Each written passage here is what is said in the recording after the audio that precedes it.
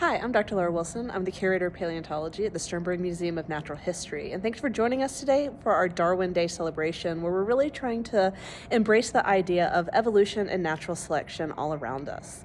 So as the curator at a museum, it's actually part of my everyday life to do research. And as a paleontologist, I do research on the biology, the ecology, and the evolutionary history of different extinct organisms.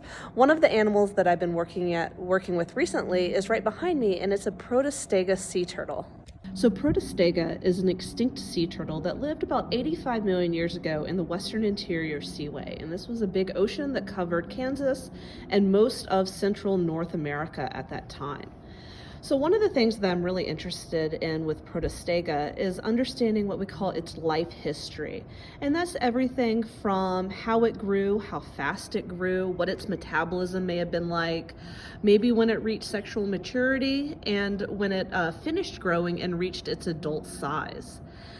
What I'm finding in my research is actually there are a lot of similarities between Protostega, like this one, and our extant or our still living leatherback sea turtles. Leatherbacks are our largest living sea turtles, although they are still considerably smaller than Protostega. So by looking at their bones, what I'm actually seeing is that Protostega bones grew very similarly to what we see in our modern leatherbacks. And leatherbacks are really unique amongst sea turtles and really reptiles, or traditional, quote, cold-blooded reptiles in general, because they grew really quickly and they have an elevated metabolism, which actually means that they could hold body temperatures higher than their surroundings, which most of our cold-blooded reptiles cannot.